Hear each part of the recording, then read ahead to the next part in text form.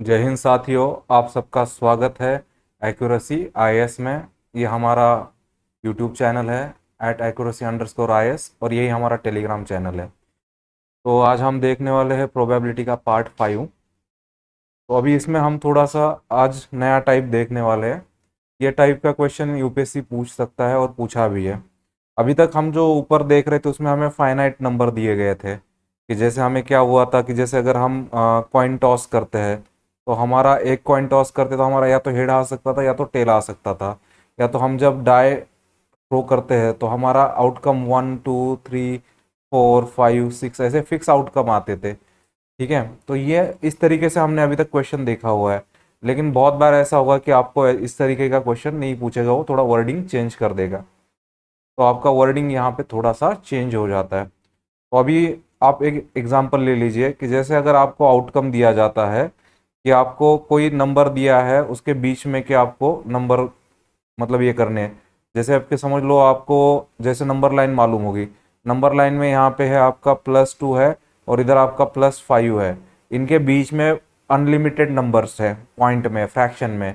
तो ऐसे आपको ये पूछ सकता है, या सर्कल पे कितने पॉइंट है, रेक्टेंगल पे कितने हैं। तो इस तरीके के क्वेश्चन पूछ सकता है जहाँ पे आपका फिक्स आपका कोई एक आंसर नहीं होता है।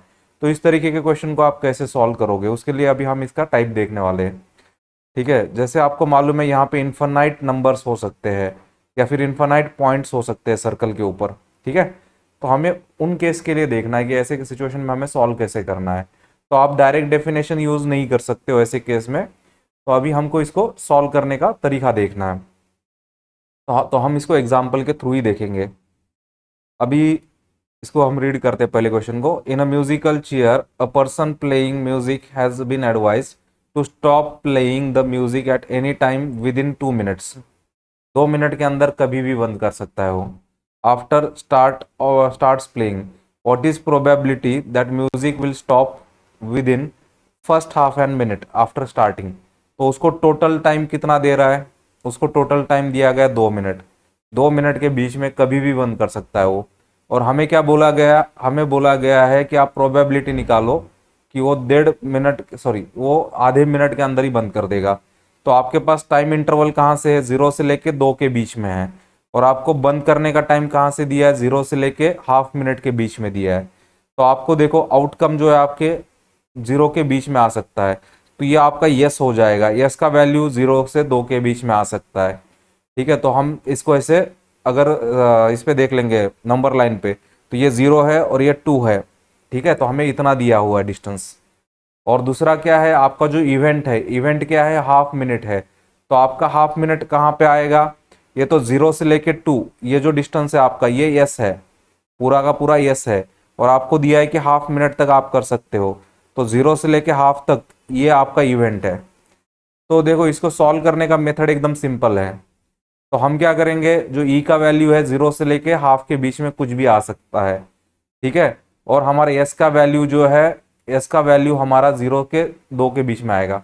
तो हम यहाँ पे डिस्टेंस काउंट करेंगे। मुझे बताओ 0 से लेके 2 तक, ये हमारा 0 है, 0 से लेके 2 तक हमारा डिस्टेंस कितना आएगा टोटल। टोटल डिस्टेंस हमारा आता है 2। तो ये हमारा टोटल है, इसके लिए हम इसको रिप्रेजेंट करेंगे यस से या फिर एन एस से। ठीक है, और उसी तरीके से हमारा जो इवेंट है, इवेंट हमारा कहाँ पे, 0 से लेके हाफ तक है। तो 0 से लेके हाफ तक का डिस्टेंस कितना हो जाएगा, हमारा हाफ आएगा डिस्टेंस। तो हमें यहाँ पे डिस्टेंस काउंट करना है। तो 0 से लेके हाफ के बीच का डिस्टेंस आ जाएगा आपका, हाफ आ जाएगा। तो ये आपका हो गया ई, या फिर आप इसको एन ई भी बोल सकते हो। ठीक है, ये ऊपर का होगा एन एस। देखो, प्रॉब्लम सॉल्व करने का फॉर्मूला लगभग एक ही है। बस हमें यहाँ पे क्या करना है, हमें ये टोटल डिस्टेंस लेना है। ठीक है, और एन ई वाला डिस्टेंस लेना है। तो सिंपल फॉर्मूला क्या हो जाएगा, आपको ई के लिए प्रोबेबिलिटी निकालना है। तो हम ई का डिस्टेंस कैलकुलेट करेंगे डिवाइडेड बाय टोटल डिस्टेंस। तो देखो 1/2 को आप चाहते तो ऐसे भी लिख सकते थे, 1/2 को 0.5 भी लिख सकते थे। और टोटल 2 है तो ये आपका 0.25 हो जाता। 0.25 मतलब 1/4 आप डायरेक्ट लिख सकते थे। या फिर इसको लिखने का तरीका क्या है, ये 1/2 है। ठीक है, ये 1/2 मैंने एज इट इज लिख लिया ऐसे। और जो नीचे का जो 2 है, जो टोटल डिस्टेंस है, वो उसके डिवीजन में है। तो ये डिवीजन में लिखा, तो ये 1/2 मल्टीप्लाई हो जाएगा, ये 1/4 आएगा। बहुत लोग क्या कर देंगे, ऐसे 1/2 का ये कैंसिल कर देंगे। ऐसे कैंसिल नहीं होता है। ठीक है, क्योंकि ये 1/2 न्यूमरेटर वाला है और ये डिनोमिनेटर वाला है। तो ये न्यूमरेटर वाले को तो आप ऐसे लिखोगे और डिनोमिनेटर वाला तो नीचे ही है, तो वो नीचे रहेगा, ये ऊपर 1 आए, ये 2 हो जाएगा आपका 1 × 4। तो नहीं समझ में आता है तो आप इसको सिंपली इस तरीके से कर लेना, 1/2 है, 1/2 का ही मतलब होता है 0.5, 0.5 ऊपर वाला है, नीचे 2 आएगा। तो इसको सॉल्व करने का आप देख लो, सिंपली ई का डिस्टेंस निकाला, नीचे टोटल डिस्टेंस से डिवाइड करना है। तो मेथड एकदम सिंपल है, बस क्या होगा कि अगर आपको इस फॉर्मेट में क्वेश्चन दे दिया तो आप कंफ्यूज हो जाओगे। तो हमें क्या करना है, हमें टाइम 0 से लेकर 2 के बीच में दिया था, तो हमारा टोटल टाइम हमें लेना है 2 लेना है, और हमें बाद में 0 से लेके हाफ मिनट के बीच में बंद करना था या 0.5 के बीच में बंद करना था, तो हमारा टोटल डिस्टेंस या टोटल टाइम 0.5 हो जाएगा इसका, ठीक है। तो अभी आप देख लो यहाँ पे क्या है, note that probability as a ratio of favourable area to total area. अभी हम अगली टाइप में जा रहे हैं, ठीक है, या फिर इसी टाइप में भी आप देख सकते हो। हमने यहाँ पे टोटल डिस्टेंस निकाला है और इवेंट का डिस्टेंस निकाला है। आपको प्रोबेबिलिटी एरिया की पूछी जाएगी ना, तो उसमें याद रखना, उसमें पूछे गए area divided by total area करना है। अभी इस तरीके के क्वेश्चन हम आगे देखने वाले हैं, ठीक है, क्योंकि ये क्वेश्चन यूपीएससी पूछ सकता है और पूछा भी है पहले, ठीक है। तो आपको अगर एरिया के टर्म्स में दिया है तो नीचे आपका आएगा टोटल एरिया, और आपको जिस लोकेशन में पूछा है उस लोकेशन का एरिया आपको लेना पड़ेगा। तो ये आपका बन जाएगा प्रोबेबिलिटी एरिया वाले का। अभी हम क्वेश्चन देख रहे हैं एरिया वाले प्रोबेबिलिटी का। अब देखो आपको क्या किया है, और ये 10th स्टैंडर्ड के एनसीईआरटी के क्वेश्चन है, ठीक है। तो यूपीएससी 10 तक का कुछ भी पूछ सकता है। अगर गलती से उन्होंने पूछ लिया है यही एग्जाम में क्वेश्चन, तो आपके गलत हो जाएंगे, फिर आप बोल भी नहीं पाओगे कि ये आउट ऑफ सिलेबस है, ठीक है। तो अभी हम क्वेश्चन देख रहे हैं, a missing helicopter is reported to have crash somewhere in a rectangular region. तो रेक्टेंगुलर मतलब ये पूरा बाहर का रीजन, ये जो आप देख रहे हो ना, ये पूरा ऐसा रीजन है रेक्टेंगुलर टोटल, ठीक है, शोन इन फिगर। अब ये पूछ रहा है what is probability that crashed inside lake. अब पूछ रहा है लेक में गिरने का प्रोबेबिलिटी क्या है। लेक हमारा इतना ही है, तो हमारा लेक क्या है, फेवरेबल एरिया है, हमारा लेक क्या है, फेवरेबल एरिया है, और हमारा जो टोटल है, टोटल वो हमारा टोटल एरिया है। तो हमें क्या करना पड़ेगा, favourable area by total area निकालना पड़ेगा। तो हम पहले क्या करेंगे, हम सबसे पहले तो जो हमारा रेक्टेंगल है या जो टोटल रीजन है उसका हम निकालेंगे। तो देखो इसका यहाँ पे मेंशन किया हुआ है, यहाँ पे आपको डायरेक्टली मेंशन नहीं किया है। देखो यहाँ पे आपको इस तरीके से मेंशन किया है कि ये 4.5 रेक्टेंगल का हाइट है, ठीक है, सॉरी ये ब्रेड्थ होगा, और ये आपका लेंथ दिया 9 मीटर, ठीक है। तो हम यहाँ पे लेंथ लिखेंगे रेक्टेंगल का एलआर से 9 मीटर, आपका ब्रेड्थ है आपका 4.5 मीटर। आपको रेक्टेंगुलर का एरिया का फॉर्मूला मालूम है। रेक्टेंगल का एरिया क्या होता है, रेक्टेंगल का एरिया होता है लेंथ मल्टीप्लाइड बाय ब्रेड्थ, ठीक है, लेंथ मल्टीप्लाइड बाय ब्रेड्थ, ये रेक्टेंगल का फॉर्मूला है एरिया का। तो आपका एल इंटू आर 9 × 4.5, तो आपका 40.5 स्क्वायर किलोमीटर हो गया। तो ये हमारा एरिया निकला है रेक्टेंगल का। तो ये हमारा टोटल एरिया है, ये हमारा टोटल एरिया है। अब हमें क्या करना है, लेक का एरिया निकालना है। देखो लेक भी रेक्टेंगल है, लेकिन आप एरिया डायरेक्टली निकाल सकते हो क्या, नहीं, उसका आपको लेंथ निकालना पड़ेगा, उसका आपको ब्रेड्थ निकालना पड़ेगा। देखो अभी आप देखोगे यहाँ पे ये डिस्टेंस दिया हुआ है, ये 2 मीटर दिया है, और ठीक है, और ये जो टोटल है, टोटल 4.5 है। तो आपको यहाँ से पता चलेगा, जैसे ये 2 दिया हुआ है तो आपको ब्रेड्थ निकालना है। कैसे निकालोगे आप, रेक्टेंगल के ब्रेड्थ से माइनस करोगे, 4.5 - 2, तो 2.5 ब्रेड्थ आ गई लेक की। तो ये एल लिखा हुआ है नीचे, ठीक है, ये आपको 1 की तरह दिख रहा है, ये एल है। वैसे ही आप लेंथ निकालोगे, तो देखो आपको टोटल लेंथ 6 मालूम है, और यहाँ पे 6 दिया है यहाँ तक, तो इसकी बचेगी कितनी, 3 बचेगी। तो आप उसका लेंथ निकालोगे, ठीक है, टोटल लेंथ में से इसको माइनस करोगे, टोटल लेंथ में से 6 को माइनस करोगे, यहाँ पे 3 आ जाएगा। एरिया ऑफ लेक भी क्या आएगा, एरिया ऑफ सॉरी लेंथ आएगी इंटू ब्रेड्थ, 3 × 2.5 7.5 आ गया। तो देखो प्रोबेबिलिटी हेलीकॉप्टर लेक में क्रैश होने की, एरिया ऑफ लेक मतलब ये हमारा फेवरेबल एरिया है, क्योंकि हमें लेक का ही पूछा है, divided by area of entire reason या फिर टोटल एरिया। तो हमारा ऊपर वाला ही फॉर्मूला हम यूज कर रहे हैं। तो देख लो आपका ये 7.5 है लेक का, और ये टोटल 40.5 है। तो ये 75 लिखा, पॉइंट हटा दिया, और नीचे 405 आ गया। तो अभी आप यहाँ पे क्या कर रहे हो, 5 से डिवाइड कर रहे हो, 5 से डिवाइड करोगे ऊपर 15 बचेगा, नीचे 81 बचेगा। फिर आप 3 से डिवाइड कर रहे हो तो यहाँ 5 आ जाएगा, यहाँ 27 आ जाएगा। तो आपकी प्रोबेबिलिटी आ गई 5/27, 5/27। तो आप क्या कर लेना, आप यहाँ पे खुद एक कैलकुलेशन करना। हमने तो इस लेक का प्रोबेबिलिटी निकाल लिया है, ठीक है। आप इस बचे हुए एरिया का प्रोबेबिलिटी निकालने ला। रिमेनिंग एरिया का प्रोबेबिलिटी कैसे करोगे आप? रिमेनिंग एरिया का प्रोबेबिलिटी आएगा, देखो रिमेनिंग एरिया क्या है, ये तो आपका लेक है, ये तो आपका लेक है, और आपका जो रिमेनिंग एरिया वो क्या है, नॉट लेक है, इज इक्वल टू क्या आएगा आपका 1 आएगा। तो आप इस फॉर्मूला से आप रिमेनिंग एरिया का प्रोबेबिलिटी कैलकुलेट कर लेना। आपको ये मिल चुका है प्रोबेबिलिटी ये, और ये आपका ये सेम है, ठीक है। रिमेनिंग एरिया नॉट लेक मतलब रिमेनिंग एरिया, तो आप इसको कैलकुलेट कर लेना, ठीक है। तो ये आप खुद कैलकुलेशन कर लेना, हमने जैसे कॉम्प्लीमेंट का किया वैसे। अब नेक्स्ट क्वेश्चन भी सिमिलर टाइप का है।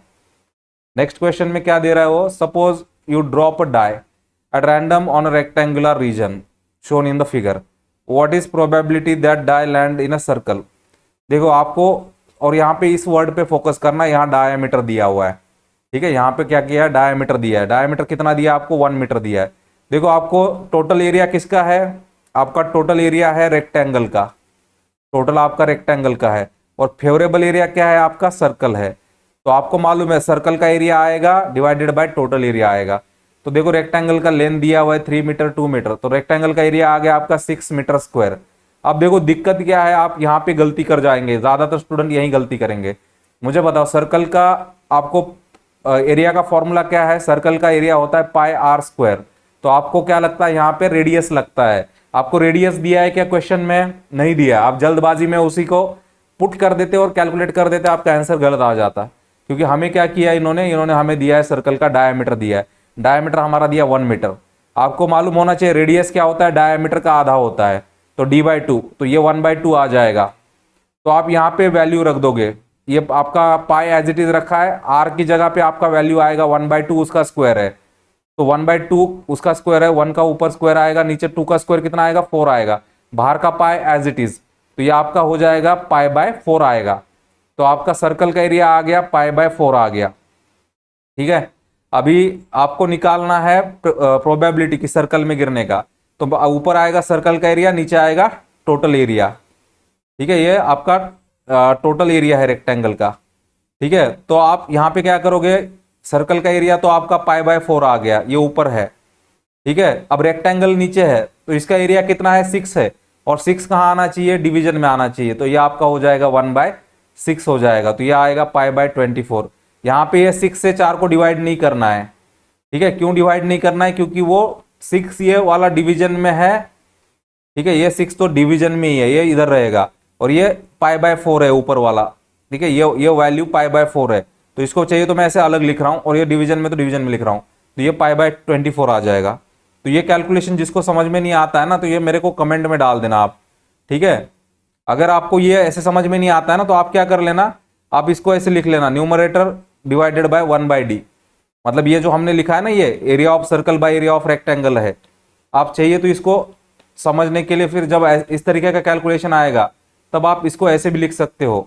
ये ऊपर क्या है, ऊपर एरिया ऑफ सर्कल है, ठीक है। तो हम क्या करेंगे, ये ऊपर ही रहेगा, और दूसरा हमारा क्या है जो नीचे है, एरिया ऑफ रेक्टेंगल। तो एरिया ऑफ रेक्टेंगल को मैं ऐसे लिख सकता हूँ 1 रेक्टेंगल, ठीक है, ऐसे लिख लो। अब जैसे एरिया ऑफ सर्कल क्या दिया आपका, π/4 आ गया, ठीक है। अब एरिया ऑफ रेक्टेंगल कितना है मेरा, 6 है, वो तो नीचे ही है, तो ये 4 × 6 कितना हो जाएगा, 24 हो जाएगा, ठीक है। आप वहां पे डिवाइड कर दोगे, गलत आंसर आ जाएगा आपका, ठीक है। तो अभी हम नेक्स्ट क्वेश्चन देखते हैं। तो ये एरिया वाली टाइप को मार्क कर लेना, ये यूपीएससी पूछता है, और ये यूपीएससी ने ये क्वेश्चन पूछा हुआ है 2016 में इस तरीके से, तो ये यूपीएससी फिर से पूछ सकता है। Round archery target of diameter 1 metre, ठीक है। एक आपको टारगेट दिया है, total is 1 metre, mark with 4 scoring regions. जैसे आपने ऐसे देखा होगा ना, ऐसे रिंग होती है, ठीक है, ऐसा टारगेट होता है आपका आर्चरी का, ये आपने देखा होगा।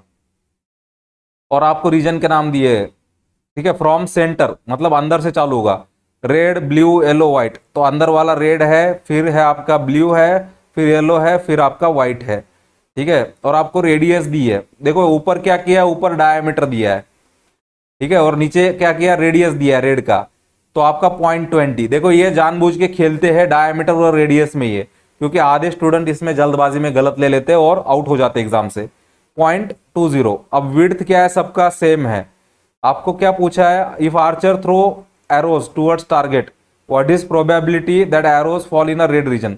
आपको केवल रेड रीजन का ही निकालना है। तो आपको क्या करना पड़ेगा, आपको करना पड़ेगा रेड का एरिया आएगा डिवाइडेड बाय टोटल एरिया आएगा, ठीक है। तो ये आपका प्रोबेबिलिटी हो जाएगा रेड रीजन का, ठीक है। तो आपको देखो यहाँ पे डायामीटर दिया है टोटल टारगेट का 1 मीटर है, तो ये आपका हो गया 100 सेंटीमीटर। लेकिन हमें एरिया निकालने के लिए क्या लगता है, रेडियस लगता है। रेडियस क्या है, d/2 है। देखो मैं सेंटीमीटर में जानबूझ के कन्वर्ट कर रहा हूं क्योंकि ये 0.2 मीटर में दिया है, क्योंकि वो 0.2 मीटर आपको कैलकुलेशन में और टप जाएगा, ठीक है। तो d/2 कितना आएगा आपका, 100/2 हो जाएगा। 100/2 मैं इसको एज इट इज रख रहा हूं, क्यों, आप चाहते तो इसको 50 भी कर सकते थे, ठीक है। अब मैं एज इट इज क्यों रख रहा हूं, कैलकुलेशन में इजी हो जाता है।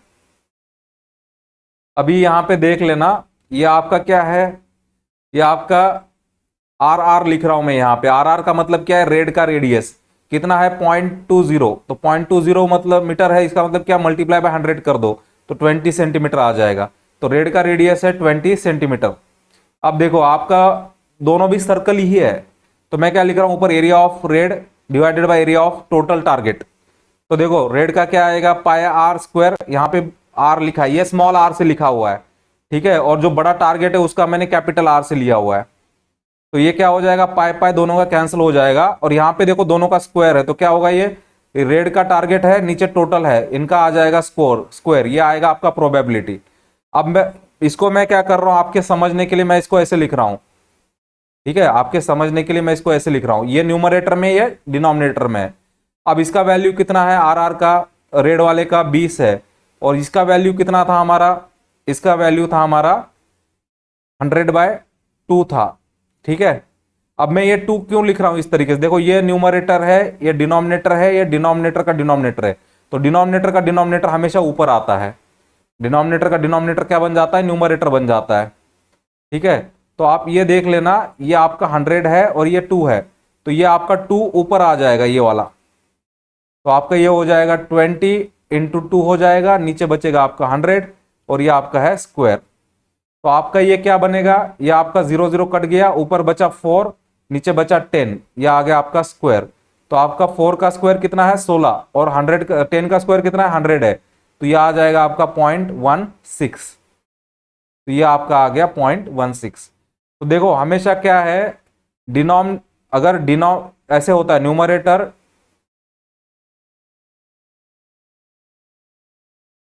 ऐसे होता है हमारा, न्यूमरेटर होता है ऊपर, फिर डिनोमिनेटर होता है, और अगर उसका कोई डिनोमिनेटर आ जाता है नया वाला, तो वो क्या है, एक तरीके से वो न्यूमरेटर ही बन जाता है, ऊपर जाता है वो। देखो हमने यहाँ जो कैलकुलेशन देखा था ना पहले वाले क्वेश्चन में क्या था, ये न्यूमरेटर था, ये पाई क्या था, न्यूमरेटर, उसका 4 क्या है, डिनोमिनेटर है, उसका 4 क्या है, डिनोमिनेटर है। लेकिन यहां जो हम जो लिख रहे हैं ना, ये ऑलरेडी डिनोमिनेटर में ही था, तो ये डिनोमिनेटर का ऐसे बाजू में रहेगा। तो यहां पे आप कैलकुलेशन में कंफ्यूज हो सकते हो, ठीक है। तो जिनको ये कैलकुलेशन थोड़ा समझने में टफ जाता है, आप मेरे को बता देना, ठीक है, क्योंकि इस तरीके से आपका आंसर फास्ट आ जाता है। नहीं तो आपको क्या करना पड़ता, आपको इसी क्वेश्चन को आपको अगर सॉल्व करना है तो आपको यहाँ पे 50 लेना पड़ता, जैसे ये है ना, अगर आप ये 50 लेते तो आपको कैसे सॉल्व करना पड़ता, आपको सॉल्व करना पड़ता, ये ऊपर का 20 आ जाता, नीचे का 50 आ जाता, तो ये आपका स्क्वायर हो जाता। तो ये 0 0 हट गया, आप ऊपर 2 है, नीचे 5 है, तो 2 का स्क्वायर कितना आएगा आपका 4 आएगा, और 5 का स्क्वायर 25 आएगा। फिर आप इसको सॉल्व करते बैठते, ठीक है। तो ये आपका कितना आता, पॉइंट जाता, फिर 1, फिर 6 आता, इस तरीके से आपको करना पड़ता।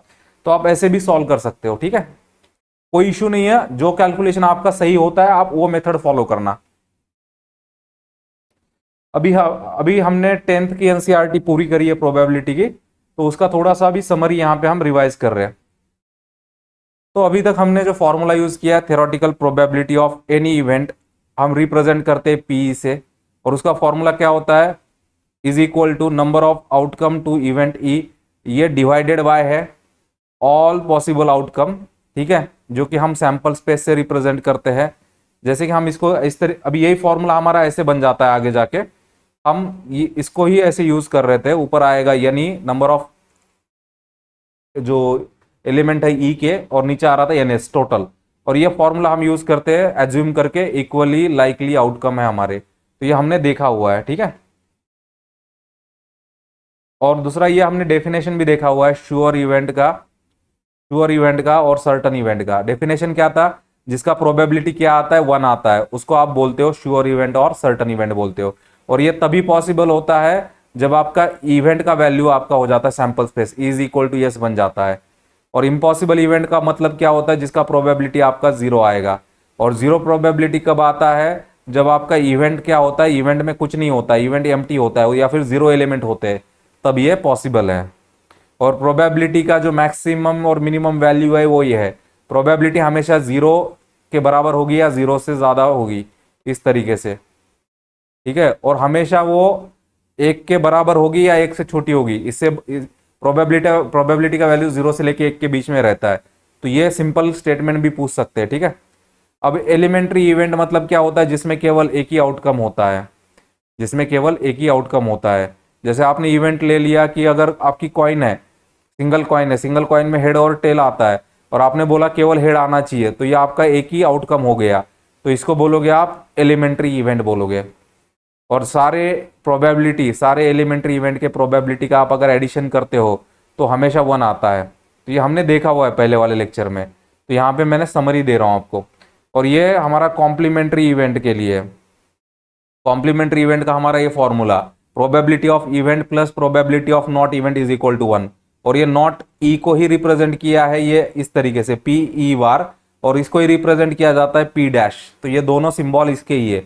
नॉट ई को लिखने का तरीका ऐसे है, आप नॉट ई को ही इस तरीके से लिख सकते हो, ठीक है, ई बार या फिर ई डैश, तो कंफ्यूज नहीं होना है, ये सब सेम ही है। और ये इसमें आप ई और ये नॉट ई को आप क्या बोलोगे, कॉम्प्लीमेंट्री इवेंट बोलोगे, ठीक है, कॉम्प्लीमेंट्री इवेंट बोला जाता है। तो अभी हम क्लास 11th की एनसीईआरटी में से कुछ देखने वाले हैं, तो थोड़ा बहुत पोर्शन यहाँ पे डेफिनेशन का रिपीट हो सकता है, तो आप उसका लोड मत लेना, ठीक है। जैसे आपने कॉइन, अगर आपने एक कॉइन को टॉस किया है, अगर आपने एक कॉइन को टॉस किया है, तो आपका क्या आ सकता है, या तो हेड आएगा या तो टेल आएगा। जब आप 2 कॉइन टॉस करते हो तो कॉइन 1 कॉइन 2, पहले पे अगर हेड आता है दूसरे पे हेड आएगा, पहले पे अगर हेड आता है दूसरे पे कभी टेल आ सकता है, पहले पे टेल आया दूसरे पे हेड आ सकता है, इस पे टेल आया इस पे टेल आया। तो टोटल आपका सैंपल स्पेस ऐसे होता है H H H T T H और टी टी। तो इसमें आपके सैंपल स्पेस में 4 एलिमेंट है, 1 2 3 और 4। अब आपको ऐसे इवेंट पूछा जाता है एग्जैक्टली 1 हेड होना चाहिए, तो एग्जैक्टली 1 हेड किस किस में है, देखो पहले वाले में कितने हेड है, पहले वाले में कितने हेड है, इसमें 2 हेड है, इसमें 1 हेड है, इसमें 1 हेड है, और इसमें 0 हेड है। आपको एग्जैक्टली 1 हेड पूछा है, तो क्या क्या लिखोगे, एच टी और टी एच को लिखोगे, तो ये आपका सेट बनेगा। और ये जो हम लिखते हैं ना इस तरीके से, ये जो ब्रैकेट है हमारा, ये जो आपको दिख रहा है यहाँ पे, ये ब्रैकेट सेट के लिए यूज किया जाता है, तो हमें सेट बनाना पड़ता है, ठीक है, प्रोबेबिलिटी में। तो अभी मैं और थोड़े एग्जाम्पल यहाँ पे दिए हैं, तो आप इनको देख लेना। जैसे आपको नंबर ऑफ टेल पूछा है, एग्जैक्टली 2 होना चाहिए, तो 2 टेल किस में है, 2 टेल यहाँ पे टी वाला एक है, तो टी आ जाएगा। तो यहाँ पे मैं उसको, इस इवेंट को ए से रिप्रेजेंट कर रहा हूँ। आपको अब ये आपको दिया है number of tail at least 1, at least 1 का मीनिंग क्या होना चाहिए, या तो 1 होना चाहिए या तो 1 से बड़ा होना चाहिए। तो ये आपका कंडीशन हो जाता है एटलीस्ट वर्ड के लिए। तो एक टेल चाहिए तो एच टी आएगा, 1 टेल चाहिए तो टी एच आएगा, और 2 टेल है तो टी टी आ जाएगा। यहाँ पे आपको पूछा है एटमोस्ट 1 हेड पूछा है। एटमोस्ट का मीनिंग क्या होता है, एटमोस्ट का मीनिंग होता है या तो उसके बराबर हो या तो उससे छोटा हो। तो आपको एटमोस्ट 1 हेड बोला है, तो 1 हेड हो या ना, मतलब एक भी हेड ना हो, तो आपका आ जाएगा एच टी टी टी और sorry H T T H और टी टी आ जाएगा। तो यहाँ पे इन वर्ड पे फोकस करना आप, एटलीस्ट, एटमोस्ट, ये मैंने आपको वर्ड पहले भी समझाए हुए हैं। अब आपको बोला है सेकंड टॉस नॉट हेड। देखो हम यहाँ जो लिखते हैं ना एच एच, जो एच एच हमने एक साथ लिखा हुआ है, इसका मतलब ये है ये पहले टॉस का है और ये दूसरे टॉस का है, तो हम उसको साथ में लिखते हैं।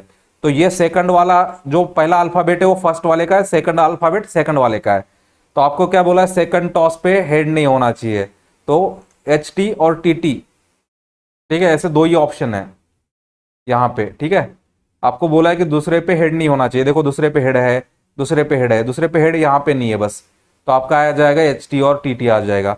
आपको पूछा है number of tails almost sorry at most two. At most two का मीनिंग क्या होगा, या तो दो हो या दो से कम हो। देखो आपको टेल चाहिए, देखो दो टेल इसमें है, एक टेल जीरो टेल, क्योंकि आप दो से नीचे, दो के बराबर या दो से नीचे आप कुछ भी ले सकते हो।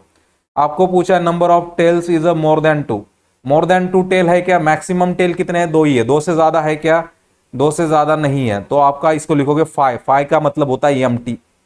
ये जो आप देख रहे हो ना, ये सिंबल आपको आगे बहुत देखने को मिलेगा। इसका मीनिंग होता है एम्प्टी। इसको पढ़ा जाता है फाइव, ठीक है। इसको पढ़ते हम फाइव पढ़ते फाइव। अब मेरे को फाइव का एग्जैक्ट स्पेलिंग याद नहीं है, लेकिन आप समझ लो, अब फाइव बोल लेना आप, या इसका मतलब सर्च कर लेना आप, चाहिए तो मैं ऐड कर दूंगा उसका मतलब इसमें नोट्स में, ठीक है। अब ये थोड़े से हम डेफिनेशन फिर से रिवाइज करने वाले हैं, जो कि हमने लेक्चर 1 में या तो लेक्चर 2 में देखे थे, वो थोड़े से डिटेल में अब यहाँ पे आएंगे, ठीक है। आपको इवेंट का मीनिंग क्या होता है, इवेंट का मीनिंग होता है कि वो सबसेट होता है किसका, सैंपल स्पेस का। अभी आपने जो ये सारे इवेंट देखे ना यहाँ पे ऊपर, अभी ये जो हमने इवेंट लिखे हैं यहाँ पे, at least one head, at least two head, sorry at least one tail, ये जो आप देख रहे हो ये सारे इवेंट हमने कहाँ से लिखे, ये हमारा सैंपल स्पेस है, हमने इसमें से इनको लिखा है। तो ये सैंपल स्पेस के सब सेट बन जाते हैं। तो इवेंट क्या होता है, इवेंट सबसेट होता है। देखो मैंने यहाँ पे बोल्ड किया हुआ है जो इंपॉर्टेंट डेफिनेशन है, और उसमें मैंने उस वर्ड को अंडरलाइन किया जो और ज्यादा इंपॉर्टेंट है। तो आपका इसको याद रखना कैसा है, इवेंट का मतलब होता है सबसेट। इवेंट का मतलब होता है सबसेट किसका, सैंपल स्पेस का, ठीक है। अब ऑकरेंस ऑफ इवेंट का मीनिंग क्या होता है, ऑकरेंस ऑफ इवेंट का मीनिंग क्या होता है, अगर इवेंट है वो सैंपल स्पेस का पार्ट है, तो हमारा जो आउटकम आएगा वो आउटकम किसका पार्ट होना चाहिए, इवेंट का। अगर आपको बोला है कि आपका हेड आना चाहिए, तो आपका हेड क्या होना चाहिए, आपका हेड इवेंट का पार्ट होना चाहिए, ऐसे। तो यहाँ पे आउटकम को ये ओमेगा से रिप्रेजेंट करते, ये आपको याद रखने की जरूरत नहीं है, ठीक है।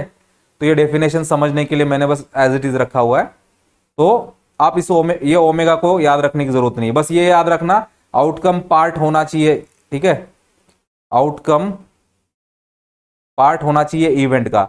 और ये जो आप सिंबल देख रहे हो ना, ये सिंबल ऐसे ये ई की तरह ही सिंबल बना हुआ है, तो इसका मतलब होता है ये पार्ट है किसका, इवेंट का, या इवेंट उसको इंक्लूड करता है, ठीक है। इस तरीके से वो मीनिंग होता है उसका, बाकी कुछ उसका आपको याद रखने की जरूरत नहीं है। ऐसे सिंबल हमें यूपीएससी में यूज भी नहीं करने हैं, ठीक है। तो समझने के लिए बस डेफिनेशन का एज इट इज रखा हुआ है। तो आउटकम आपका इवेंट का पार्ट होगा। तब अगर जो आउटकम आता है वो इवेंट का पार्ट है, तो अब आप बोलोगे इवेंट ऑकर्ड हो गया। अगर आप बोलते हो कि कॉइन पे आपका इवेंट बोला है आपने कि कॉइन पे हेड आना चाहिए, कॉइन पे हेड आना चाहिए, और आपके अगर इवेंट में अगर आपने हेड पाया, तो आप क्या बोलोगे, आपका इवेंट मिला। आप बोलते हो आपको हेड चाहिए, लेकिन आपने कॉइन टॉस करी और कॉइन पे टेल आया, कॉइन पे टेल आया, तो मुझे बताओ वो इवेंट है क्या, नहीं है। तो जब आउटकम नहीं आएगा आपके इवेंट के अकॉर्डिंग, तो आप बोलोगे event not awkward, event not awkward. आपको हेड चाहिए, हेड आया, तो बोलोगे इवेंट हो गया। अगर आप बोलोगे कि आपको हेड चाहिए लेकिन टेल आया, तो इवेंट नहीं हुआ। जैसे फॉर एग्जाम्पल आप समझ लो, आप चाहते हो कि आपका यूपीएससी में प्री निकल जाए, आपका प्री निकल जाता है मतलब आपका इवेंट हो गया, ठीक है। और आप चाहते हो आपका प्री निकले और आपका प्री नहीं निकलता, तो आपका इवेंट नॉट ऑकर्ड। सिंपल है, मतलब आप जो चाह रहे हो वो आउटकम आता है, तो उसको बोलोगे आप इवेंट ऑकर्ड। न आप जो चाहते हो वो नहीं होता है, तो इवेंट नॉट ऑकर्ड, इतना ही मीनिंग उसका है। अब यहाँ पे हम एक एग्जाम्पल देख रहे हैं। अगर एक डाई है, आप डाई को थ्रो करते हो, डाई का सैंपल स्पेस क्या होता है आपका, डाई का सैंपल स्पेस होता है 1 2 3 4 5 6, ठीक है। और आपको यहाँ पे एक इवेंट चाहिए, इवेंट क्या बोल रहा है, आपको इवेंट बोल रहा है यहाँ पे नंबर लेस देन 4 चाहिए, 4 से छोटा वाला नंबर चाहिए। मुझे बताओ 4 से छोटे वाले नंबर कौन से आपके, आपके 4 से छोटे वाले नंबर कौन से है, या आपके 4 से छोटे वाले नंबर है। अगर आप डाई फेंकोगे, जैसे आप सांप सीढ़ी खेलते हो और डाई फेंकते हो, 1 आता है, तब आपका इवेंट ऑकर्ड हो जाएगा, क्योंकि 4 से छोटा चाहिए था। 2 आता है या 3 आता है, तब भी आपका इवेंट ऑकर्ड हो जाएगा, क्योंकि आपको 4 से छोटा चाहिए था। जैसे ही आपका 4 आएगा तो इवेंट नॉट ऑकर्ड, 5 आएगा इवेंट नॉट ऑकर्ड, 6 आएगा इवेंट नॉट ऑकर्ड, क्योंकि आपको 4 से छोटा चाहिए था। तो ये समझने के लिए यहाँ पे लिखा हुआ है, इसका कोई आपको मतलब याद रखने की भी जरूरत नहीं है, क्योंकि हमें एग्जाम में ऐसे थियोरेटिकल चीजें नहीं आने वाली, बस ये अंडरस्टैंडिंग के लिए। हमें एग्जाम में क्या आता है, एग्जाम में हमें क्वेश्चंस आते हैं। अब ये हमने डेफिनेशंस देखे हुए इम्पॉसिबल इवेंट वगैरह, तो अभी समझने के लिए फिर से मैं यहाँ पे ले रहा हूँ। इम्पॉसिबल इवेंट क्या कब कब होता है, जब सेट आपका एम्प्टी आता है या आपको जीरो आउटकम मिलते हैं, या आपको आउटकम कितने मिलते हैं, जीरो मिलते हैं। तो यहाँ पे एक डाई का एक उदाहरण लेंगे, उसका ये सैंपल स्पेस है 1 2 3 4 5 6, और आप इवेंट बोलते हो कि मुझे मल्टीपल ऑफ 7 चाहिए। मुझे बताओ इसमें कोई मल्टीपल ऑफ 7 है क्या, नहीं है। तो आपका मल्टीपल ऑफ 7 मांगोगे तो उसका सेट क्या आएगा, ऐसे आएगा। इसका मतलब क्या है, कुछ लिखा है यहाँ पे, कुछ नहीं, तो ये एम्प्टी सेट है, तो ये आपका 5 मिला, तो एम्प्टी मिला आपको, ठीक है। तो इसको बोलोगे आप इम्पॉसिबल इवेंट। तो जहां पे आपका इवेंट का सेट एम्प्टी आएगा उसको बोलोगे आप इम्पॉसिबल इवेंट। अब नेक्स्ट कंसेप्ट है श्योर इवेंट। श्योर इवेंट का मतलब क्या होता है, आप जो इवेंट मांगते हो उसका अगर सेट बनाते हो और वो सेट सैंपल स्पेस ही आता है तो उसको बोला जाएगा श्योर इवेंट। आपने एक डाई फेंकी है और आपका ये सैंपल स्पेस है 1 2 3 4 5 6, और आप बोलते हो इवेंट एफ, या तो ऑड नंबर मिले या तो इवन नंबर मिले। मुझे बताओ ऑड नंबर कौन कौन है इसमें, 1 3 और 5 है, ये तो आपको मिल गया। लेकिन आप उसके साथ में एक कंडीशन आपने ऐड करी है, क्या, कि इवन नंबर भी मिले। देखो इवन नंबर 2 4 6, अगर मैं दोनों को लिख दूं, ठीक है, तो मेरा क्या बन जाता है, यही बन जाता है, और ये क्या है, मेरा यस है, तो ये सैंपल स्पेस बन गया। तो आपका इवेंट यफ अगर इवेंट है जिसमें आपका सेट एग्जैक्टली सेम आ रहा है सैंपल स्पेस के साथ, तो आपका श्योर इवेंट बन जाता है। तो आपको यही याद रखना है बस, सैंपल स्पेस के साथ अगर इवेंट का सेम आ जाता है तो वो श्योर इवेंट बन जाता है, और आपका अगर जो सेट है एम्प्टी आता है तो इम्पॉसिबल इवेंट बन जाता है, क्योंकि एग्जाम में ये थ्योरेटिकली ऐसे स्टेटमेंट में पूछ सकता है, ठीक है। अभी नेक्स्ट डेफिनेशन है सिंपल इवेंट। सिंपल इवेंट का दूसरा नाम है एलिमेंट्री इवेंट, और इसका मीनिंग क्या है, इसमें केवल एक ही सैंपल होता है, एक ही सैंपल होता है, इसका इतना डेफिनेशन है। अभी हम समझने के लिए इसका एक एग्जांपल ले लेंगे। अभी समझ लो हम एक दो कॉइन को टॉस कर रहे हैं, उसका क्या आएगा, H H H T T H और टी टी आएगा, ठीक है। तो अब मुझे बताओ, ये इसमें एक एक एक एक एक एक एक एलिमेंट है, अगर मैं सब एलिमेंट को अलग अलग अलग अलग सेट में लिख देता तो ये मेरे सैंपल इवेंट बन जाते। समझ में आ रहा है। तो जितना सैंपल स्पेस में एलिमेंट है ना, यहाँ पे 4 एलिमेंट था, तो उससे कितना सिंपल इवेंट बनेगा, 4 सिंपल इवेंट बन जाएगा। तो यही यहाँ पे लिखा हुआ है, अगर आपके पास सैंपल स्पेस में n एलिमेंट होंगे तो उससे n सिंपल इवेंट बन जाएंगे, ठीक है। तो ये आपका जनरल स्टेटमेंट है, ये याद रखना है आपको, ठीक है। अब कंपाउंड इवेंट। कंपाउंड इवेंट का मतलब क्या होता है, अब देखो सिंपल में एक था, कंपाउंड में क्या होगा, एक से ज्यादा होगा, तो ये आपको याद रखना है। ये देखो डेफिनेशन में मैं उतना ही पार्ट मार्क कर रहा हूं जितना आपको याद करना है, ठीक है। तो कंपाउंड इवेंट में एक से ज्यादा सैंपल पॉइंट होंगे। अभी अगर मैं कॉइन को 3 बार टॉस करता हूं तो क्या आता है आपका, H H H H T H T H, ठीक है, T H H H T T T H T T T H और टी टी टी। और ये बनाने का मैंने आपको तरीका भी बोला हुआ है, ये आपका कॉइन 1 है, ये कॉइन 2 है, कॉइन 3 है, ऐसे आप लिखो, ठीक है, और ऐसे बनाते जाओ। फिर यहाँ पे एक का टेल करो, ये एच एच टी, फिर वो टेल को घुमाओ थोड़ा सा, तो हमने ऐसे पहले बनाया हुआ है, ठीक है। अब आपको यहाँ पे कंडीशन दे रहा है, आपको बोल रहा है एग्जैक्टली 1 हेड आना चाहिए। अब एक हेड किस किस में आ रहा है इधर, अब हम वापस इसमें आ जाएंगे, ये सैंपल स्पेस में अभी 1 हेड ढूंढेंगे। 1 हेड कहाँ पे है, 1 हेड आपका यहाँ पे है, यहाँ पे, यहाँ पे। तो कितने कितनी जगह आ गया, 3 जगह आ गया। तो मुझे बताओ इधर कितने एलिमेंट है, एक एलिमेंट है क्या, नहीं है, एक से ज्यादा ही है, तो यह आपका हो गया कंपाउंड इवेंट, ठीक है। अब आपको बोला एटलीस्ट 1 हेड आना चाहिए। एटलीस्ट का मीनिंग मैंने आपको बोला हुआ है, एटलीस्ट का मीनिंग क्या होता है, दिए गए नंबर के बराबर या उससे ज्यादा। तो एटलीस्ट 1 हेड मतलब क्या, या तो एक हेड हो या तो एक से ज्यादा हो, तो एक से ज्यादा ही है। तो ये सारे के सारे लिखे, बस इसको छोड़ दिया, तो ये आप लिखोगे, ये हो गए 7, तो आपका 7 भी एक से ज्यादा है, तो ये भी आपका कंपाउंड इवेंट हो गया। आप जी जी लिखते हो, 1 हेड होना चाहिए, एटमोस्ट 1 हेड। एटमोस्ट का मैंने मीनिंग बोला हुआ है, एटमोस्ट मतलब क्या होता है, या तो उससे छोटा या तो उसके बराबर, ठीक है।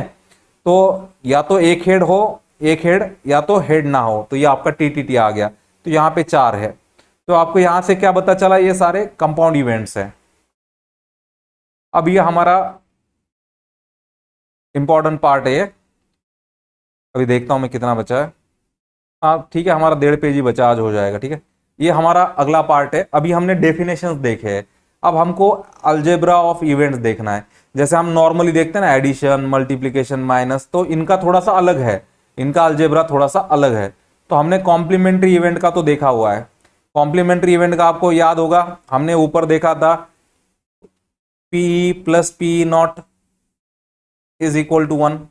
ये हमारा कॉम्प्लीमेंट्री इवेंट का था, तो हम उसका ही थोड़ा सा यहाँ पे डिटेल में देख रहे हैं। तो अगर कोई भी इवेंट ए है तो उसका कॉम्प्लीमेंट्री इवेंट क्या होता है, नॉट ए होता है। कोई भी इवेंट ए है तो उसका कॉम्प्लीमेंट्री इवेंट क्या होता है, नॉट ए होता है। तो इसका लिटरल मीनिंग लेना है नॉट, ठीक है, जो ए में आएगा वो नॉट ए में नहीं आएगा। तो हम वापस से वही ले रहे, 3 कॉइन को टॉस किया, उसका सैंपल स्पेस लिखा है H H H H H T H T H T H H H T T T H T T T H और टी टी टी। और आपको यहाँ पे ए दिया है, ए में क्या बोला है, ओनली वन टेल आना चाहिए। अब ओनली वन टेल कहाँ आता है, हमें वो देखना पड़ेगा। यहाँ पे देखो वन टेल कहाँ आ रहा है, 1 2 3 जगह आ रहा है, एच टी एच और टी एच एच। अब मुझे बताओ, अगर मुझे इसका नॉट लिखना है, जैसे ए तो हो गया, ए में बोला ओनली वन टेल, उसका नॉट क्या आएगा, उसका नॉट वाला देखो, इसमें इसमें 3 एलिमेंट लिखे, तो नॉट ए में क्या लिखना पड़ेगा मुझे, उसके बचे हुए एलिमेंट लिखने पड़ेंगे। तो ये बचे हुए एलिमेंट लिख दिए मैंने बचे हुए एलिमेंट लिख दिए। तो आपको यहां से भी दिख जाएगा, यहां से भी आपको दिख जाएगा जो ए है।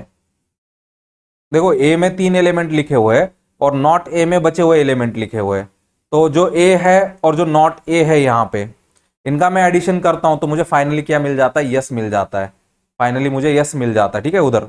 और इसको रिप्रेजेंट करने का दूसरा तरीका मैंने आपको बोला हुआ है, नॉट को ही कैसे लिखते हो आप, ए डैश लिखते हो। तो आपका बन जाएगा A plus S, sorry A plus A dash is equal to S. ठीक है, तो आपका फॉर्मूला बन गया ये। अभी इसी फॉर्मूला को हम क्या करते हैं, इसी फॉर्मूला को हम करते हैं, जो हमारा है ए डैश, या फिर हम इसको समझने के लिए हमारे पुरानी भाषा में ही लिख लेते हैं नॉट ए। ठीक है, और इधर यस है, हम पूरे इसको यस से डिवाइड कर देते हैं, तो यस यस कैंसिल हो गया। अब मुझे बताओ, अगर मैं यहां पे, ये क्या है आपका, यही हमारा प्रोबेबिलिटी ऑफ ए था और यही हमारा प्रोबेबिलिटी ऑफ नॉट ए था। ठीक है, और इधर क्या बचेगा, राइट साइड में, राइट साइड में 1 बचेगा।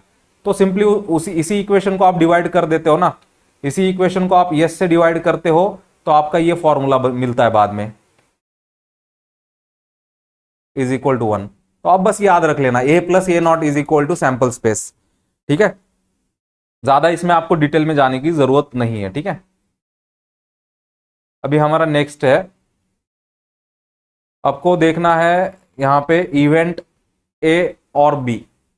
अब ए और बी को कैसे रीड किया जाता है, देखो जो और वाला सिंबल है, सबसे पहले तो ये और है, इसको यूनियन बोला जाता है। सेट के लैंग्वेज में इसको बोला जाता है यूनियन।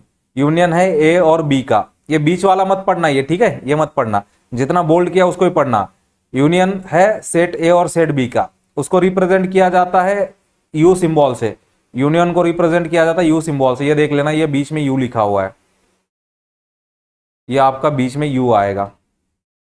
ठीक है, अब ये ए यूनियन बी, इसमें क्या क्या आता है, तो इसमें वो सारे एलिमेंट आएंगे जो कि आइदर ए का पार्ट है, या फिर जो बी का पार्ट है, या फिर जो दोनों का पार्ट है।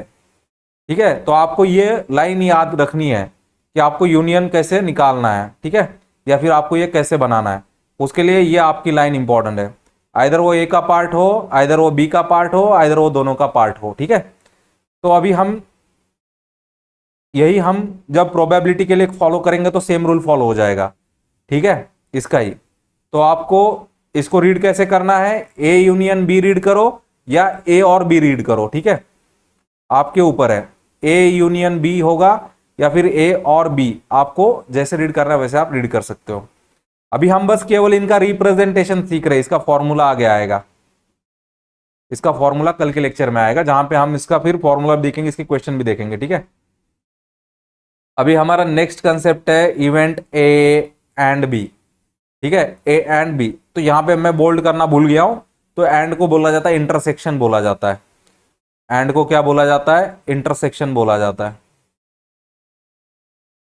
और इसका सिंबल क्या है, ऐसे है। तो ये इसका सिंबल है, ए इंटरसेक्शन बी या फिर ए एंड बी, ठीक है। और इसमें किस किस को इंक्लूड करना है इसके सेट में? इसके सेट में केवल उनको इंक्लूड करना है जो कॉमन होने चाहिए ए और बी के बीच में, अलग अलग है उनको छोड़ देना है। देखो और में क्या था, और में आप जो सेम है उनको भी लेना है, अलग है उनको भी लेना है। लेकिन एंड में क्या करना है, एंड में केवल दोनों में जो कॉमन है उनको ही लेना है। तो यहां पे लिखा है belong to both A and B, जो एलिमेंट दोनों में होगा उसको ही लेना है, और इसको रिप्रेजेंट करने का यही फॉर्मूला है, ठीक है। तो इसमें आपको ये लाइन याद रखनी है, मतलब ये लाइन इंपॉर्टेंट है, आपको कौन से एलिमेंट को इंक्लूड करना है, ठीक है, ये बस इंपॉर्टेंट है, ठीक है। अब हम यहां पे एक एग्जांपल ले लेते हैं।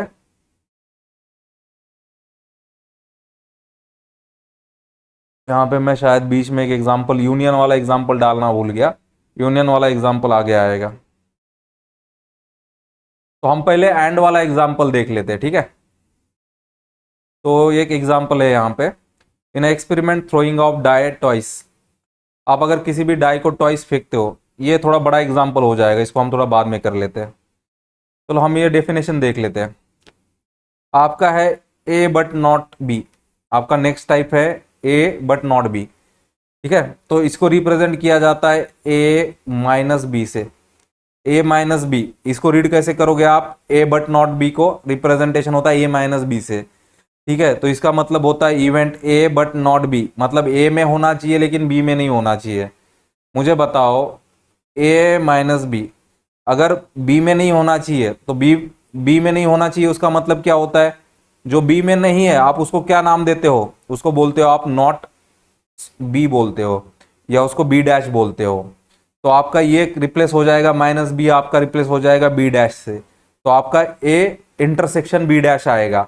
उसका मीनिंग और इसका मीनिंग सेम हो जाता है, उसका मीनिंग और इसका मीनिंग सेम हो जाता है, ठीक है। तो ये आपका रिप्रेजेंटेशन है ऐसे। तो इसको याद रखना, ये आपका है, ये याद रखना है ए बट नॉट बी, उसका ही रिप्रेजेंटेशन ये है ए माइनस बी, और उसको ही आप अलग तरीके से रिप्रेजेंट कर सकते हो ए इंटरसेक्शन नॉट बी, ठीक है। अब हम यहाँ पे समझने के लिए एक एग्जाम्पल ले लेंगे, ये एग्जाम्पल हम बाद में समझेंगे, ठीक है, क्योंकि इसके लिए हमें वो पूरा टेबल लिखना पड़ेगा। तो अभी एक एग्जाम्पल देख रहे हैं, कंसिडर द फॉलोइंग डाई, ठीक है। अ डाई मतलब एक ही डाई है। Let A B the event getting prime number, B B the event getting odd number, और आपको बोला है ए और बी लिखो, ए एंड बी लिखो, ए बट नॉट बी लिखो, नॉट ए लिखो। तो सबसे पहले तो हम क्या करेंगे, हमें सैंपल स्पेस लिखना है सिंगल डाई का। सिंगल डाई का सैंपल स्पेस कितना होता है, 1 2 3 4 5 6। आपको ए क्या पूछा है, प्राइम नंबर पूछा है। इसमें प्राइम नंबर कौन कौन है, 2 3 5 है। आप पूछोगे 1 क्या है, 1 प्राइम नंबर नहीं है, तो ये आपको याद रखना है, ठीक है, ये आपको याद रखना है, 1 इज नॉट प्राइम नंबर, क्योंकि यहां आप गलती कर जाओगे फिर आपका गलत हो जाएगा आंसर। और आपका बी क्या है, बी आपको निकालना है, आपको ऑड नंबर निकालना है। ऑड नंबर कौन है, 1 3 5 है। देखो आपके 3 सेट बन गए यहाँ पे, ये आपके 3 सेट बन गए, 1 2 और ये 3। अब इसमें से हम सीखेंगे यूनियन कैसे लिया जाता है। तो ये ए और बी है, इसका ही मैंने यहाँ पे सिंबल रखा हुआ है, ए यूनियन बी, और उसका ही मैंने वो डेफिनेशन भी रखा हुआ है, बिलोंग आइदर ए और बी और बोथ। अब मुझे बताओ ये है सेट, देखो यहां पे हम देखेंगे। अब मुझे बताओ यहां पे जैसे 1 है, 1 यहां पर है क्या, 1 नहीं है, फिर भी हमने 1 को लिखा, क्यों, 1 बिलोंग टू बी, जो 1 है बी में आता है। फिर क्या है आपका यहाँ पे 2 है, 2 किसके बिलोंग करता है, ए को बिलोंग करता है। फिर आपका यहाँ पे 3 है, यहाँ पे भी 3 है, तो जो आपका 3 है, 3 किसको बिलोंग करता है, बोथ को बिलोंग करता है। और फिर यहाँ 5 है, यहाँ 5 है, 5 भी किसको बिलोंग करता है, बोथ को बिलोंग करता है। तो हमने क्या किया है, हमने यूनियन में जो बी में है उसको लिया है, जो ए में है उसको भी लिया है, और जो दोनों में है उसको भी लिया है। तो एक तरीके से यूनियन में सारे नंबर आ जाएंगे, ठीक है। अब देखो हमें करना है A and B. A and B में रूल क्या है, ए एंड बी में रूल यही है, जो दोनों में उसको ही लेना है, जो दोनों में उसको ही लेना है। देखो हमने अभी ऊपर ही देखा था, बोथ में कौन है, केवल 3 एंड 5 है, तो हमारा यहाँ पे आ जाएगा A and B, A intersection B केवल 3 और 5 है। तो जो दोनों में आता है उसको लेना होता है। 3 एंड 5 दोनों में मिलता है। अब आपको बोला है ए में होना चाहिए लेकिन बी में नहीं होना चाहिए, तो मुझे बताओ ए में है लेकिन बी में नहीं है, ऐसा कौन है? देखो ये 3 और 5 दोनों में भी है, ये आपका 3 और 5 दोनों में भी है, लेकिन आपका जो यहां पे है, आपका जो यहां पे 2 है, इधर है क्या? नहीं है। तो ए नॉट बी का मीनिंग क्या होता है? ए में होना चाहिए लेकिन बी में नहीं होना चाहिए। तो ऐसा केवल 2 ही है, ऐसा केवल 2 ही है। ठीक है, नॉट ए। नॉट ए का मीनिंग क्या होता है? नॉट ए का मीनिंग सिंपल है, जो ए में नहीं है उसको ले लो। तो देखो ए में कौन कौन था? ऊपर ऊपर था ए में 2, 3 और 5 था। तो ए में जो नहीं है वो कौन है? 1, 4, 6 है। तो आपका हो गया नॉट का सिंपली 1, 4, 6। तो आज का लेक्चर हमारा यही पूरा हुआ है। अभी हम क्या कर रहे हैं? अभी हम जैसे ये प्रोबेबिलिटी का थोड़ा सा मतलब डेफिनेशन समझ रहे हैं और प्रोबेबिलिटी का जो अलजेब्रा है उसको समझ रहे हैं। ठीक है, क्योंकि एग्जाम में क्या होगा, एग्जाम में आपको कभी वो सिंपल क्वेश्चन नहीं पूछेगा डायरेक्टली। ठीक है, थोड़ा सा घुमा फिरा के या थोड़ा सा एडवांस कंसेप्ट टच करके वो पूछ सकता है। तो इसलिए हम थोड़ा सा एडवांस कंसेप्ट भी ये कर रहे हैं। अभी आप समझ लेना कि प्रोबेबिलिटी मैंने आपको पहले भी बोला था कि ये प्रोबेबिलिटी जो है क्लास 10th में दिया है, जो कि हमने कंप्लीट कर लिया है। अभी प्रोबेबिलिटी 11th वाला हम चालू कर रहे हैं, एनसीईआरटी में है। ठीक है, इस पे पीवाईक्यू के क्वेश्चन कम है। ठीक है, और जो अदर बुक्स है उसमें भी थोड़ा सा ही मतलब इन्फॉर्मेशन है। तो आप ये समझ लेना कि अभी हम 11th का एनसीईआरटी कर रहे हैं, फिर 12th वाले में करेंगे। अभी थोड़ा बहुत रिपीटेशन इसमें हो सकता है डेफिनेशंस में, क्योंकि 10th में थोड़ा बेसिक था, थोड़ा एडवांस यहाँ दिया है। तो आप ये समझ लेना कि इसको हम थोड़ा सा प्रॉपरली करने वाले हैं। जब ये हो जाएगा उसके बाद हम इसके जो भी पीवाईक्यू है या जो भी अदर बुक में दिया हुआ है वो भी इसका कवर कर लेंगे। अभी ऐसा समझ लीजिए कि प्रोबेबिलिटी का अभी तक इजी इजी क्वेश्चन पूछा है, अगर 10th तक का भी अगर वो ढंग से पूछता तो और टफ हो जाता। तो प्रोबेबिलिटी में थोड़ा सा लेक्चर जाएगा और हम इसको धीरे धीरे ही कर रहे हैं। ठीक है, क्योंकि प्रोबेबिलिटी ऐसा टॉपिक है जो नॉन मैथ जो मैथ बैकग्राउंड नहीं होता उनके लिए लगता है उनको टफ है। तो इनके लिए मैं स्लो कर रहा हूँ और प्लस नोट्स भी प्रोवाइड कर रहा हूँ। बस आप ये कर लेना कि इन चीज़ों को आप प्रैक्टिस कर लेना, और जहां जहां पे मैं डेफिनेशन या कीवर्ड मेंशन कर रहा हूँ या उसका कैसे यूनियन करना है या कैसे इंटरसेक्शन करना है, इनको आप फॉलो करना। क्योंकि क्या होता है, देखो जैसे अभी मेरा मैथ भी है, लेकिन हम लोगों को भी जब क्वेश्चन सॉल्व करना होता है ना, तो ये जो डेफिनेशन होते हैं या जो फॉर्मूला होता है, तो हमको भी थोड़ा बहुत ये एग्जैक्टली मतलब याद रखना पड़ता है, तभी इसका आंसर आता है। क्योंकि बहुत बार ऐसा होता है कि हम ये चीज़ें भूल जाते हैं, तो इसका शॉर्ट नोट्स आप बनाते रहना। ठीक है, तो अभी ये समझ लेना कि यही एक टॉपिक बचा हुआ है जो थोड़ा सा लेंदी है। बाकी टॉपिक तो ऐसा है कि स्ट्रेट फॉरवर्ड है, जिसमें हमारा नॉर्मल है मैथ के कैलकुलेशंस वगैरह। ठीक है, तो अगर आपने चैनल सब्सक्राइब नहीं किया तो चैनल सब्सक्राइब कर देना। ये हमारा चैनल नेम है accuracy_is। ठीक है, यही हमारा यूट्यूब चैनल का नेम है और यही हमारा टेलीग्राम का चैनल नेम है।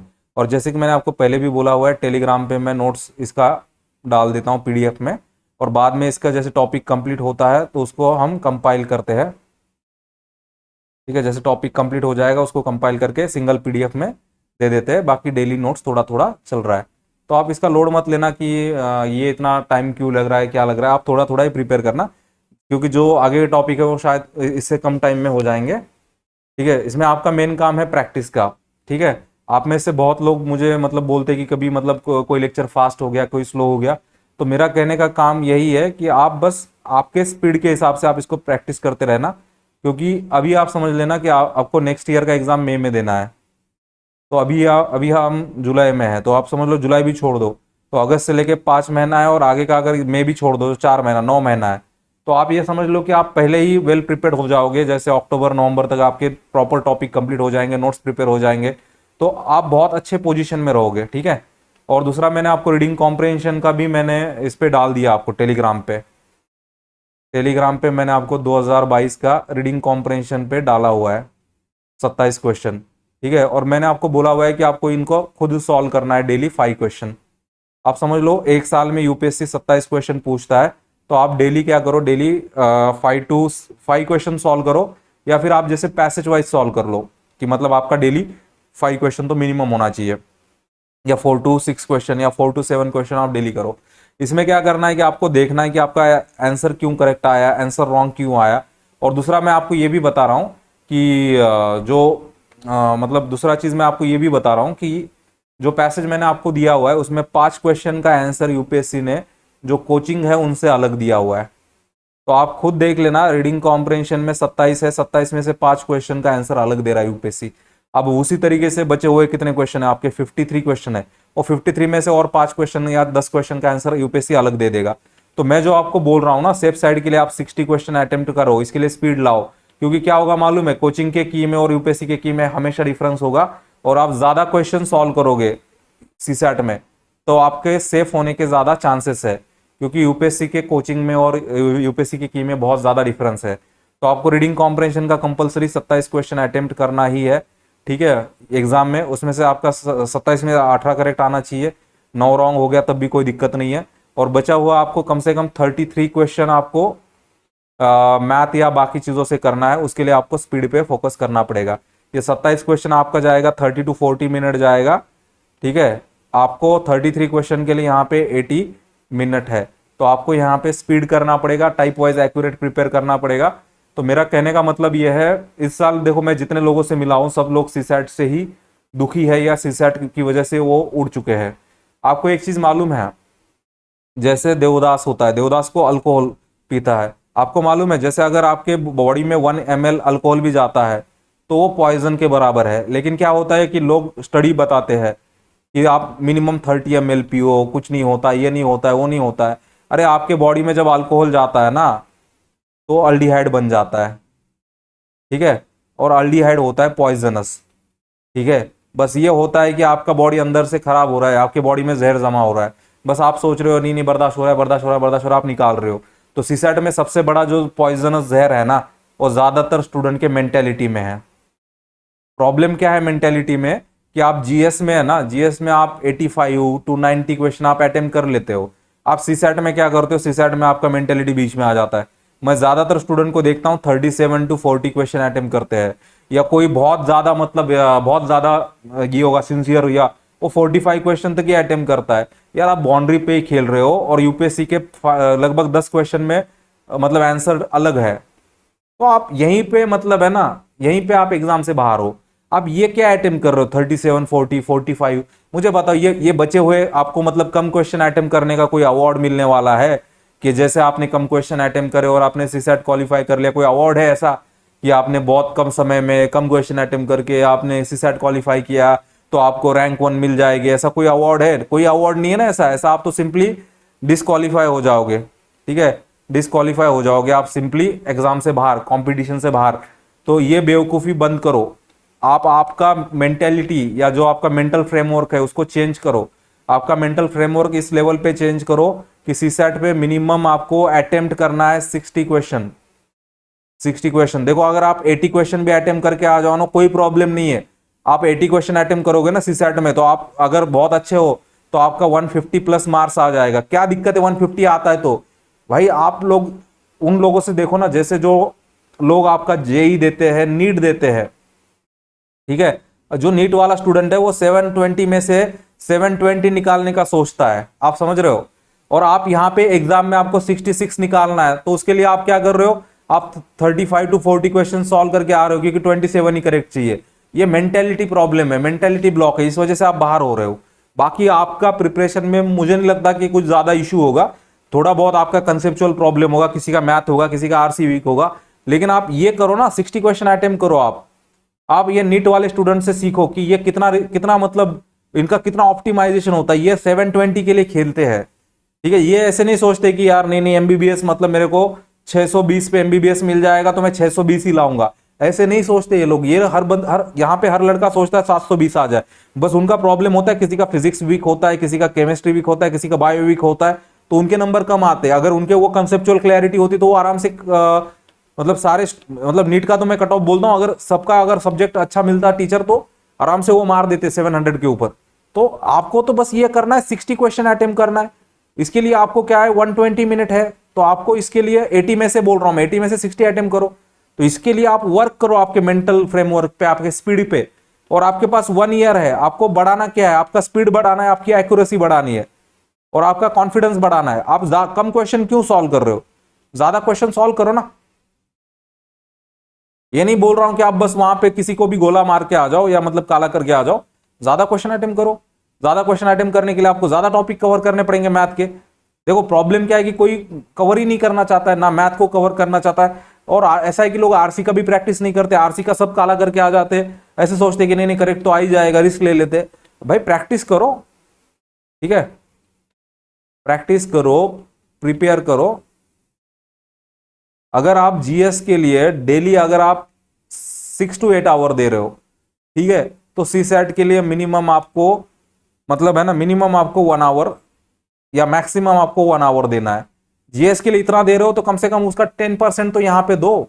अगर 10% भी नहीं दे सकते हो, ठीक है, तो आप ऐसे ही कंपटीशन से बाहर हो। तो ये आपका मेंटेलिटी प्रॉब्लम है और कुछ नहीं है, ठीक है। अभी बहुत सारा लोग बस प्रूव करने पे लगा हुआ है कि पेपर बाहर से आया, पेपर बाहर से आया। अरे मैं खुद बता रहा हूं कि वो प्रोबेबिलिटी का जो क्वेश्चन है वो पहले से ही वो बाहर से पूछ रहे, 11th-12th के लेवल का वो प्रोबेबिलिटी, सॉरी प्रोबेबिलिटी नहीं, परमुटेशन कॉम्बिनेशन तो वो वहां से पूछ रहे। लेकिन आप अगर मतलब ये पढ़ना भी नहीं चाहते हो, अभी जैसे मैंने परमुटेशन कॉम्बिनेशन का मैंने पढ़ाया ना नोट्स, तो परमुटेशन और कॉम्बिनेशन दोनों मिलके 8 आवर का मेरा लेक्चर बना है टोटल मैक्सिमम, और प्लस नोट्स है। आप पढ़ो और उसके बाद आप उसका प्रैक्टिस करो और उसके बाद बताओ आपको क्वेश्चन सॉल्व हो रहा है कि नहीं हो रहा है। देखो मेरे हाथ में नहीं है यूपीएससी एग्जाम कैसे सेट करेगा या यूपीएससी पेपर कहां से डालेगा। मेरे हाथ में क्या है कि मैं आपको कंसेप्चुअल क्लैरिटी दे सकता हूं। तो आप इस पे फोकस करो ना, कि अगर कोई आपको प्रॉब्लम है आप उस पे वर्क करो। आप इसके ऊपर जो डिसीजन आएगा आएगा कोर्ट से, कैट से, जहां से आना है वहां से आएगा। तो बस कहने का मतलब ये है, अगर आपको नेक्स्ट ईयर अटेम्प्ट देना है तो आपका मेंटल फ्रेमवर्क आपको चेंज करना पड़ेगा। कोई शॉर्टकट नहीं है। देखो सबसे बड़ा इशू क्या है मालूम है, सब लोग सीसेट में क्या है ना, सीसेट में हर कोई ऐसा टीचर ढूंढ रहा है जो शॉर्टकट पढ़ाए। यार कोई शॉर्टकट नहीं है। आपको शॉर्टकट तभी बनाना आता है जब आपको कंसेप्ट पता होती है। जिसको कंसेप्ट पता होती है वो शॉर्टकट बना लेगा, उसको ओरली आंसर आएगा। और जिसको कंसेप्ट नहीं बताए, जिसको केवल शॉर्टकट बताए, वो बहुत बार गलत आंसर मार्क करके आ जाएगा। आप ऐसे बाहर हो जाओगे। तो कहने का मतलब ये है कि थोड़ा एफर्ट डालो, क्योंकि अभी जो सिचुएशन है उसके हिसाब से आपको रिस्क नहीं लेना है, ठीक है। तो आज की वीडियो यही कंप्लीट करते हैं। अगर आपने यूट्यूब चैनल को सब्सक्राइब नहीं किया, सब्सक्राइब कर देना, और टेलीग्राम पे यही नोट्स आता है, टेलीग्राम पे आप फॉलो कर लेना। Thank you for watching accuracy IAS.